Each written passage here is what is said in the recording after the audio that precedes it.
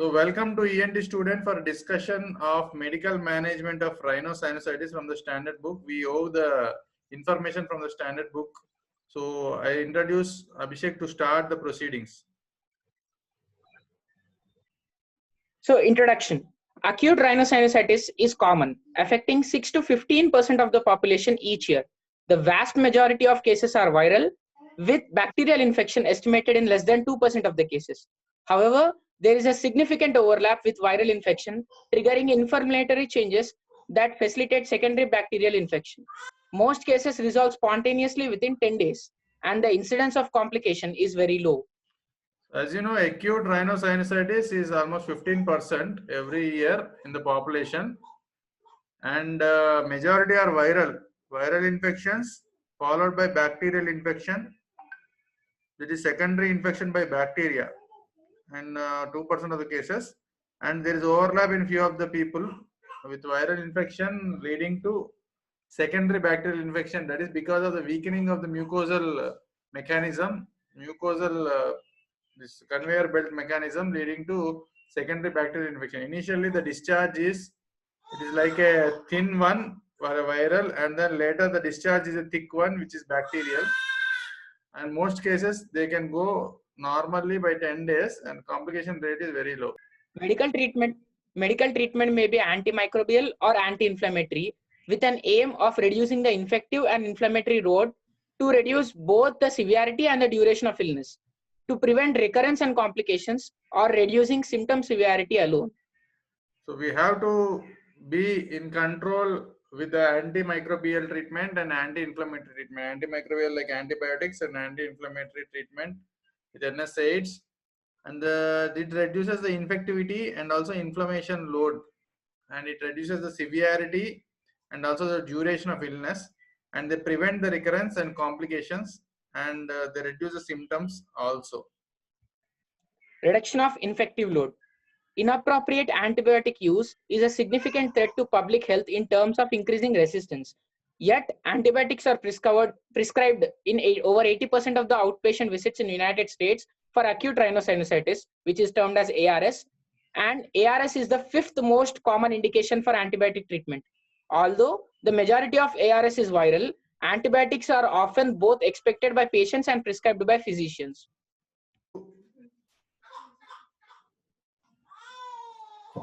How do you, I'm starting. Inappropriate antibiotic usage is always a problem for resistance. So building up resistance, as you know, and generally in outpatient departments, 80% of the times we give rise to all this. We give the treatment of these antibiotics, and in especially the ARS, that is acute rhinosinusitis, is the fifth most common indication. As you see, when you take the fevers, when you take the other upper respiratory tract infections, it comes in the top 5 position. Acute rhinosinusitis or URTI. It comes as a URTI also, and majority of them are viral, but antibiotics are often given by the patients by the physicians. We think that there is secondary bacterial infection chance. Even for the viral infection also, we give empirical antibiotic therapy. And meta-analysis have shown little benefit from antibiotics in most patients with ARS. The most recent systematic review, published by the Cochrane collaboration in 2012, included trials with a total of 2,450 adult participants. Irrespective of antibiotic usage, 47% of the participants were cured after 1 week and 71% after 14 days. 5 more participants per 100 had shortened time to cure between 7 and 14 days if they received antibiotics instead of placebo. So Number needed to treat is equals to 18. Yeah, as we understand from this slide that, whether antibiotic is given or not, they come out within 47% in 1 week and 71% in 14 days. That is the understanding. Half of the patients they get cured in 1 week, and almost 3/4 of the patients they get cured in 14 days. That is 2 weeks. So what few of the participants got a cure early. That is at least 5 participants per 100. They are getting early cure. Only to decrease the disease duration time, we are having this particular antibiotic to be given in acute rhinosinusitis. For that only we understand we have to give antibiotics in that. Purulent secretion resolved faster with antibiotics of an odds ratio 1.58. However, 27% of the participants who received antibiotics and 15% of those who received placebo experienced adverse effects, odds ratio 2.1.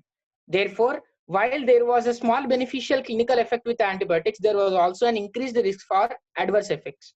So clinical benefit is there with antibiotics, and also there is some amount of side effects will be there. So that is a risk of adverse effect is there. So benefit is shown in this picture and in this particular slide. Of course, we are not going to details of these things. Only you have to understand the concept.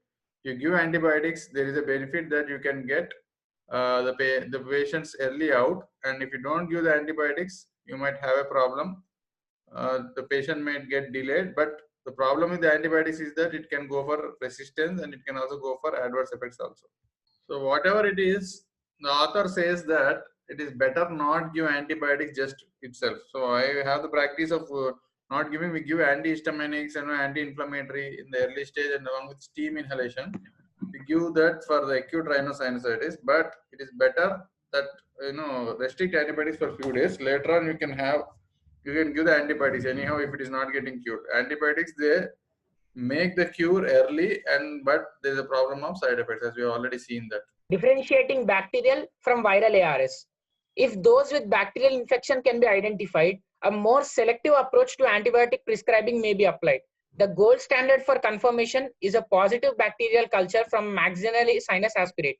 However, this requires specialist care and incurs patient morbidity. Endoscopically guided middle meatal cultures have been shown to have good specificity but lower sensitivity when compared with direct aspiration. So how do you differentiate bacterial and viral? Any bacterial infection has got purulence or pus. Viral will have no purulence. It is only thin watery discharge. Thin discharge. If you say watery, it goes in the favor of CSF rhinorrhea. You should keep it in mind. So whenever you're saying clinically watery discharge, it goes in favor of CSF rhinorrhea. Thin discharge, it goes in favor of viral. You should keep it in mind. This is one important point as far as clinical presentation is concerned. So once a bacterial infection is identified, you have to go for culture of that particular sinus aspirate. You have to go for the culture sensitivity. Any infection related fluid or anything, any tissue you have got, you have to go for culture. So it requires a specialist care, and there is morbidity also. Endoscope related middle meatus. You have to keep the endoscope in the middle meatus and take up the tissue over there so that you can have a direct aspiration, but lower sensitivity. So minutest amount required is called a sensitivity, as you know that. So the lower sensitivity is there when compared to direct aspiration. Symptomatic selection reliable. Unilateral facial pain and nasal purulence have a predictive value of 40% and 50% only for positive bacterial culture. When a combination of 3 out of 4 nasal purulence in postnasal space, high fever greater than 39 degrees centigrade, and raised ESR are used, specificity may be increased to 80%. So as you know, the symptoms are always unreliable. You should have it in mind for the sake of history. So you can think of doubtfully about unilateral facial pain. The sinusitis patients, they present with facial pain. You should keep it in mind. And there is also purulence, that is a pus formation inside the nose. When you see with the anterior rhinoscopy, the patient will have some purulent discharge, and it has a positive predictive value of 40 to 50%, of course, and also for bacterial culture, there is some amount of 50% of predictive value. So when you take the purulence in the postnasal space, number one, and fever is there, that is nearly greater than 39 degrees, and raised ESR, they are all helpful in the specificity. So in postnasal space, purulence and high fever greater than 39 degrees and raised ESR, all the things are there which will help us go for diagnosis. Choice of antibiotic if indicated. Where a decision to treat with antibiotics has been made due to the presence of complications or in severe infection, the choice can be based on culture results or local resistance to common classes. A Cochrane review comparing different classes of antibiotics found no significant difference between penicillins or non-penicillins such as cephalosporins, macrolides, or between non-penicillins and amoxicillin clavalate. See, the treating physician will be understanding, the ENT surgeon, for example, who is treating, he will have idea of which drug works. So we'll blindly keep it. It's like empirical treatment that we'll be giving. So empirical treatment will be given to the patients, and it has been made based on the complications, based on the severity of infection, based on the choice, and based on the results, based on local resistance. We tend to get a basic idea of how to treat a case when you are continuously treating the OPD. So patients, resistance will be known only with patient's complaints. Once the patient says that his symptoms are not getting controlled, then you have to change the drug. It can be penicillins or non-penicillins, as you know. Non-penicillins like cephalosporins and macrolides like azithromycin, you can give. Cephalosporins like Cepodem CV, all those things we try to give in the OPD. And penicillins such as amoxicillin, clavulanic acid also we try to use. Prolonged 14 days do not significantly increase cure rates. Thus, a short course of narrow spectrum agents may reduce the risk of increasing antibiotic resistance. So antibiotic resistance is a problem, biggest problem nowadays. You should keep it in mind, so that you should not give the antibiotics in a rampant manner like this. Quacks will be giving. You should not give it like that. And narrow spectrum, but shorter course is a better thing. Long duration course is not advisable in this particular acute rhinosinusitis. Role of treatment in preventing complications. The incidence of complications of ARS is low.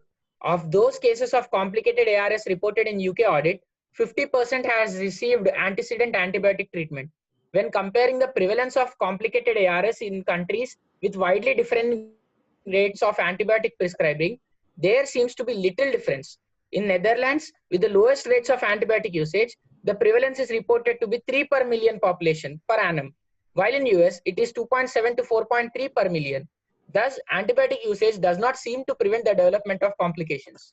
So the last point which you are seeing, you can see the last point, antibiotic usage does not prevent the complications. If you are giving antibiotic means, it doesn't mean that you can prevent the complications. Okay, that's one thing.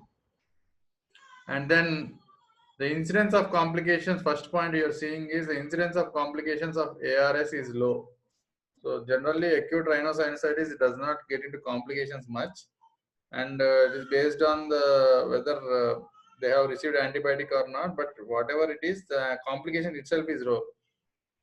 The complicated ARS, if you take a different rate of antibiotic prescribing, it is depending upon the antibiotic prescription. There is much amount of difference is not at all there. Little difference is there in that. So lowest reported in US and Netherlands as far as these statistics are concerned. Of course, statistics are not very important for us, but you should have a basic concept of that. You need not prescribe, run away and prescribe directly, straightforwardly antibiotic in acute rhinosinusitis. There is always a chance to wait and watch. That is the concept you are getting here. Reduction of inflammation. Studies of topical glucocorticoids have demonstrated some benefit for the relief of symptoms in both viral and bacterial ARS. A meta-analysis of 3 studies with ARS diagnosed by symptoms and confirmed by radiologic or endoscopic studies found that adult participants receiving INCS were more likely to have resolution or improvement of symptoms than those receiving placebo, 73% versus 66.4%. Higher dose of INCS had a stronger effect on improvement of complete relief of symptoms. So this INCS is a intranasal corticosteroids. So intranasal corticosteroids is trying to help us according to our slide here. Okay. Topical glucocorticoids have demonstrated some benefit for the relief of symptoms.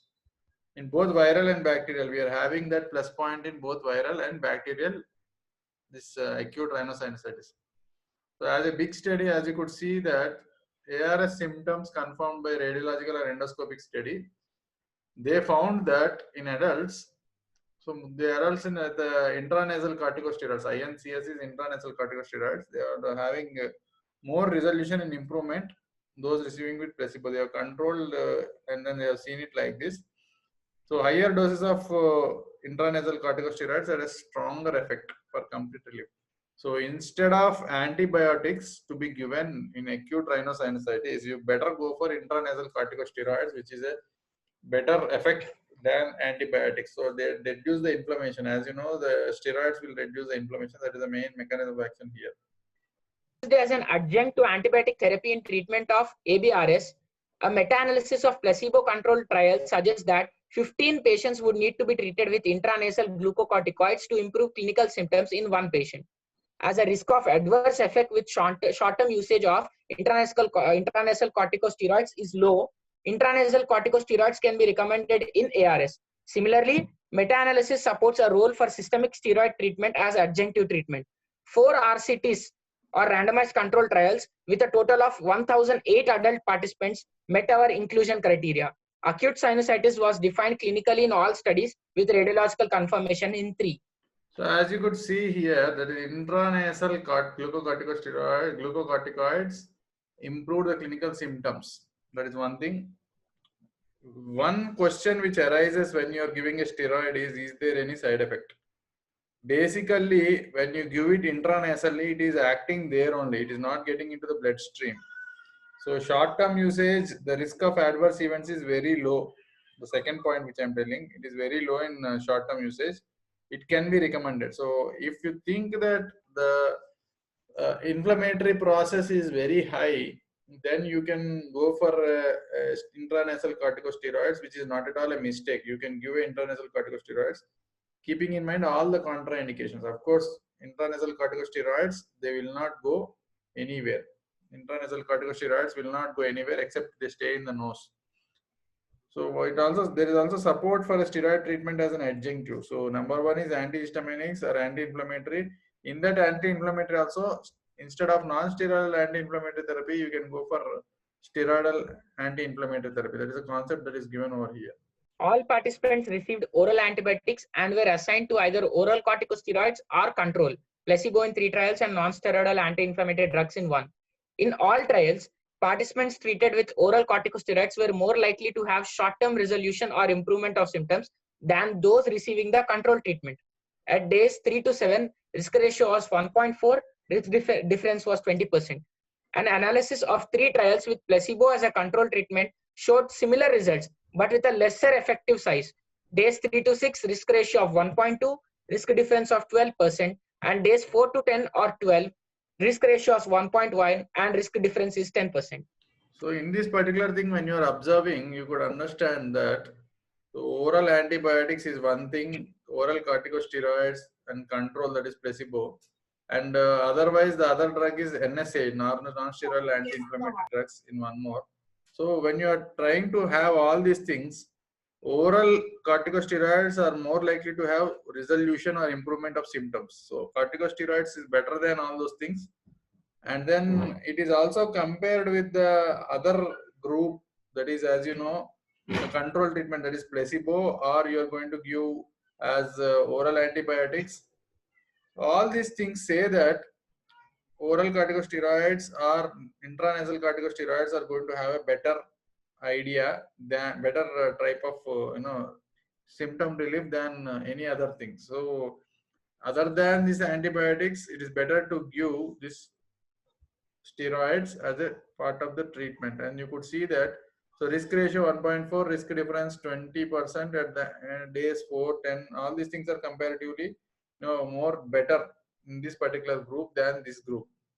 This was with the placebo, the results were a bit lesser here. So steroids given in this particular acute rhinosinusitis, bacterial rhinosinusitis is not a mistake if there is no contraindication.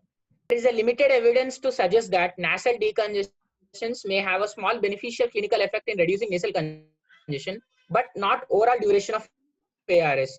There is a little evidence that saline therapies assist in symptomatic relief.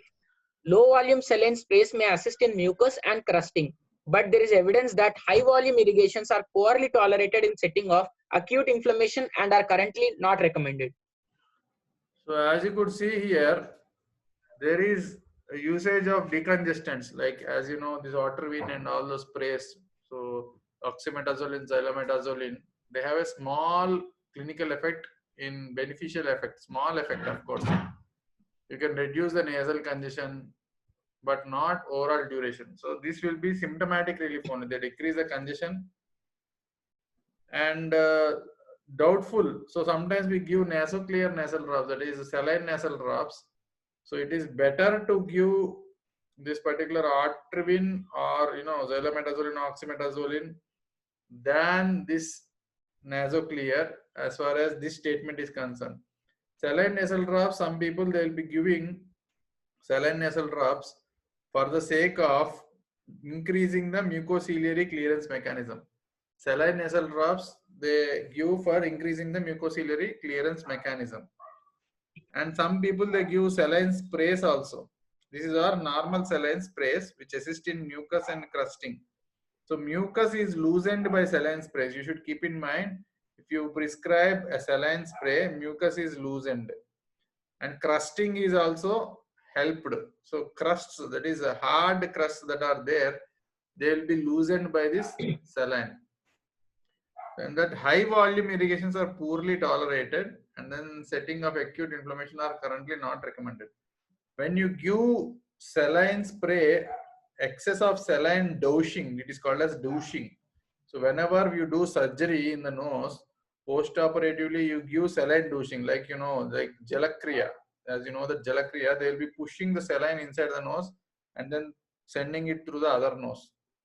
In chronic situation only that is recommended. In acute rhinosinusitis, there is no need of saline douching. No need of saline douching. That is a concept which you have to know here. In chronic only, we need to go for douching. Comparing hypertonic with isotonic saline found no difference between groups in terms of severity or duration of symptoms, but higher adverse effects, local discomfort associated with hypertonic saline.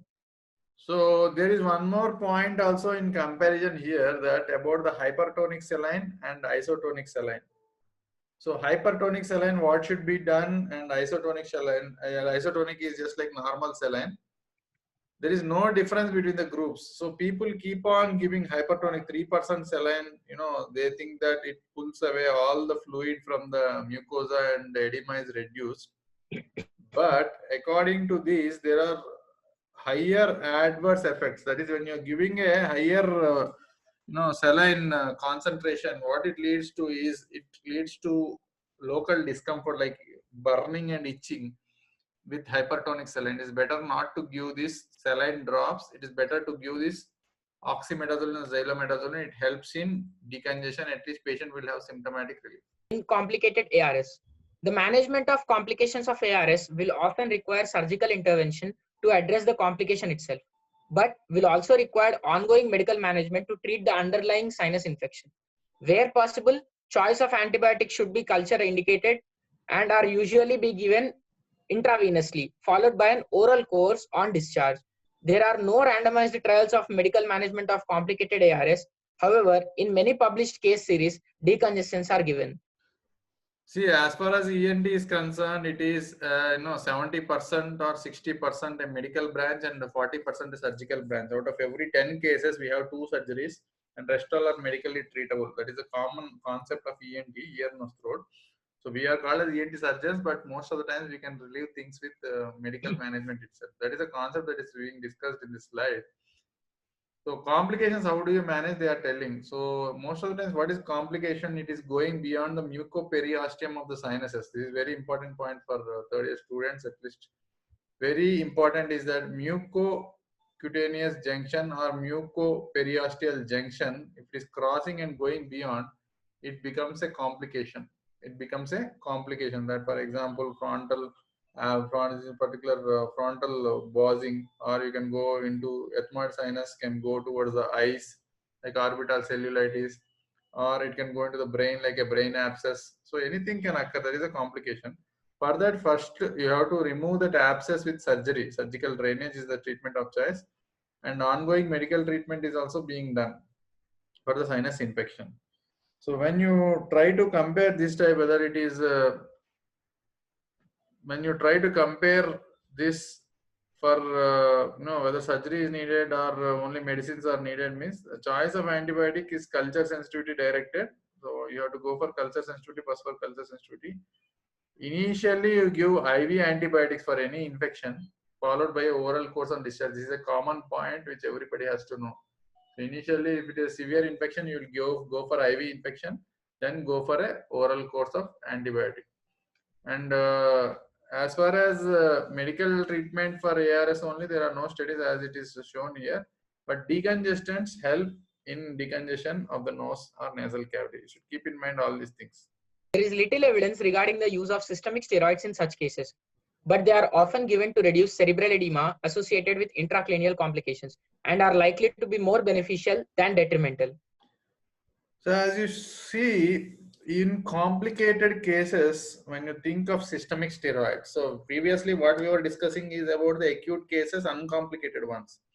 Now we are thinking about the systemic steroids in this particular thing. So systemic steroids, if you think in that manner, when is steroid indicated? When there is a complication, they reduce the cerebral edema with intracranial complications, and it is more beneficial than detrimental. So always remember, meningitis and a few of the things, they try to go for steroids to reduce the cerebral edema, which is a dangerous complication, which tries to damage to the brain. So cerebral edema management, so they will go for this systemic steroids in some patients who have got intracranial complications. Of ARS. There is a growing body of evidence identifying allergic rhinitis as a predisposing factor for ARS. It would be reasonable to assume that optimal medical management of ARS may reduce the risk of ARS. But there are no studies to confirm or refute this. A recent systemic review found only a weak association between laryngeal reflux and ARS. Therefore, there does not appear to be any role for anti-reflux medication. So how do you prevent this acute rhinosinusitis? As you know, that allergic rhinitis. So allergic rhinitis is a predisposing factor for acute rhinosinusitis or allergic rhinosinusitis, as you can say, based on this author's thought process. So here, medical management, allergic rhinitis, anyhow, AR is allergic rhinitis here, of course. So allergic rhinitis medical management reduces the risk of acute rhinosinusitis. But you cannot say directly because studies are not there. Review nowadays being done is about the laryngeal reflux and acute rhinosinusitis. To say reflux, that is the acid coming back and then going towards the larynx, the stomach acid coming back and going towards the larynx, and acute rhinosinusitis. What is the link here? How can the link be there? It is not there according to the statement. So there is no need of anti-reflux medication, other than if you are giving an antibiotic, then you have to go for an anti-reflux medication. If not, it is not needed in that manner. Has evaluated the benefit of intranasal corticosteroids at the onset of symptoms of common cold in reducing the risk of developing post-viral rhinosinusitis and found no benefit. So once again, INCS, intranasal corticosteroids, in the symptoms of common cold, reducing the risk of developing post-viral rhinosinusitis. See, the effect of steroids in acute rhinosinusitis intranasally has got some benefit. But especially in viral rhinosinusitis, if you think, it is not of much benefit, as they say. So you have to judge accordingly. Management of chronic rhinosinusitis. Introduction. So till now we have discussed about the acute one. Now we are changing towards the chronic rhinosinusitis medical management. So this fellow is discussing, this ENT student is discussing about acute one, and this is a chronic one. Okay. Now we start discussing about the chronic rhinosinusitis medical management. Start. Introduction. The treatment of chronic rhinosinusitis is primarily medical, with surgery reserved for those who fail a trial of maximal medical therapy. Is a commonly quoted approach in management of chronic rhinosinusitis. However, that what maximal medical therapy entails and how to define those who fail to respond is perhaps more controversial than it may appear. This chapter hopes to address this and summarize current evidence. So medical management is a treatment of choice for chronic rhinosinusitis. Previously, in the last few slides, we were discussing about the saline irrigation. The saline irrigation is a medical therapy. So it is more commonly useful for chronic rhinosinusitis than acute rhinosinusitis. And chronic rhinosinusitis, once the patient comes, he becomes patient for a lifetime almost, because allergy is a lifetime disease, as we have already seen. But if there is a Mulberry hypertrophy of the inferior turbinate causing lot of difficulty in breathing, or if there is a lot of allergic response and leading to polyp formation, in that situation we have to go for a surgery. What are the indications of surgery? I already told you about 3 patients need surgery in 10 patients. Rest all can be managed medically only. So we have to have a definition here, but it is very difficult and controversial as it may appear. We'll try to have an understanding in this particular chapter about that. Overview of pathophysiology of chronic rhinosinusitis. Chronic rhinosinusitis is a heterogeneous group of several phenotypes and is likely to represent the endpoint of multiple etiologies rather than a single disease process. In some cases, sinonasal disease is a manifestation of systemic disease. Examples like vasculitides, cystic fibrosis, sarcoidosis, and celiac motility disorders. Medical treatment in these groups is usually directed at systemic disease management where possible. So as you know, this nose and sinuses, they act as a shock organ for allergic rhinitis, as we have already discussed, and atopy. So yesterday we have discussed about the concept of the hero, horse, and heroine. Okay, hero is the IgE, and horse is your mast cell. And once again,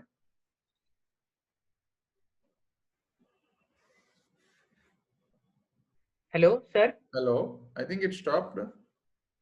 Yes, sir. It said that video has a time reached its time limit, sir. Yeah. Okay, I think we can